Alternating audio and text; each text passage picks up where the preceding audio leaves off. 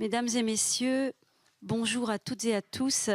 Je suis vraiment ravie de vous accueillir ici au Sénat, dans cet espace que beaucoup d'entre vous découvrent et qui est le plus neuf du Palais du Luxembourg, puisque pendant 6 mois, plus de 6 mois, tout était fermé pour une rénovation et ça se voit.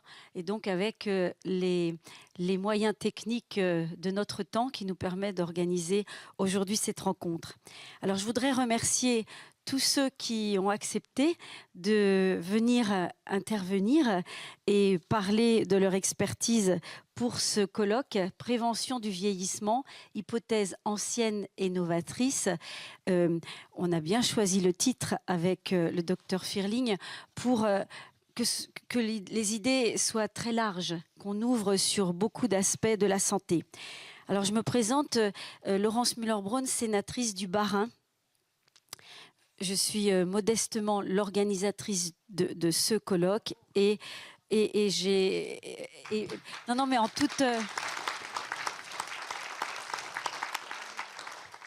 et je crois que là on va avoir un espace d'échange tellement intéressant avec des gens qui sont des amis à moi, qui sont là parce qu'ils ont les idées ouvertes et que j'ai pu inviter pour entendre des experts qui ont une connaissance aussi beaucoup plus large que celle qu'on veut bien nous apporter dans les médias mainstream.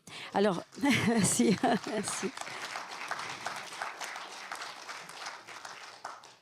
Le monde du savoir, de la recherche innovante hors des sentiers battus et des sciences académiques sont particulièrement bien représentés par nos 6 intervenants aujourd'hui. Je tiens à saluer donc l'œuvre philosophique de Chantal Delsol, qui est ici, Madame Delsol, si vous voulez bien.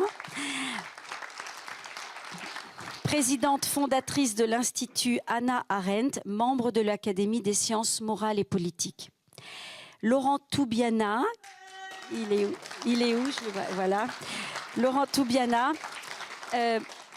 docteur en physique épidémiologique et chercheur à l'INSERM, que j'ai eu l'occasion de rencontrer déjà en 2021 lors de la crise Covid. Plusieurs d'entre vous, j'ai rencontré ces dernières années discrètement parce que nous étions obligés. Là, je suis ravie de pouvoir vous accueillir vraiment comme vous le méritez.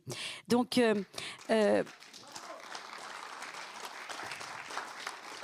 le docteur Laïla Gofti-Laroche, qui est ici, de la même façon que j'ai appris et on s'est rencontrés plusieurs fois, donc qui est épidémiologiste, praticien hospitalier au CHU de Grenoble, spécialisé en cancérologie, notamment pour les enfants et adolescents.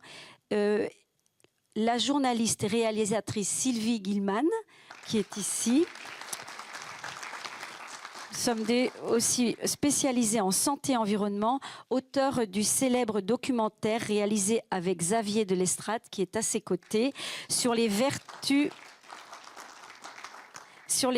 thérapeutiques du jeûne, et documentaires, divers documentaires que vous avez pu voir, qui sont passés à plusieurs reprises dans les médias.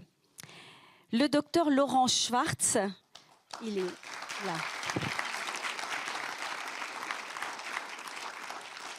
Alors, Laurent Schwartz est dans les organisateurs de cette rencontre, puisqu'on s'est vu avec le docteur Firling, et c'est de nos discussions qu'est née cette idée d'organiser ce colloque. Donc, Laurent Schwartz est oncologue, radiothérapeute. Il a exercé aux États-Unis et où il était rattaché à la faculté de médecine de Harvard, auteur de l'ouvrage Cancer, un traitement simple et non toxique, préfacé par l'éminent professeur Luc Montagnier.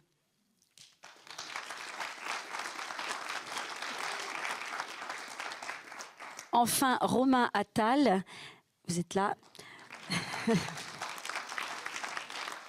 physicien qui s'intéresse à l'origine de la vie et à la cancérogenèse.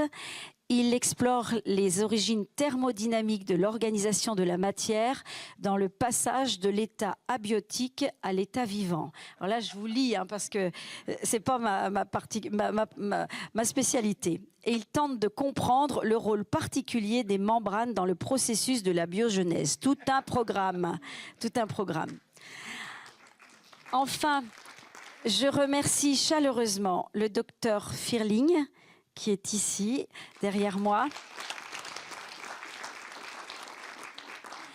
Médecin rattaché à la faculté de Strasbourg et économiste de la santé que j'ai rencontré au Parlement européen lors des débats sur le pass sanitaire et qui m'a proposé aussi, avec Laurent Schwartz, l'organisation de ce colloque. Je voudrais saluer toutes les personnes que je connais de près ou de loin, quelquefois seulement par les réseaux, bien sûr, puisqu'on a beaucoup de résistants aussi dans la salle, beaucoup de gens qui pensent autrement. Je voudrais saluer Madame Georgina Dufoy, ministre, qui nous fait aussi l'honneur d'être là.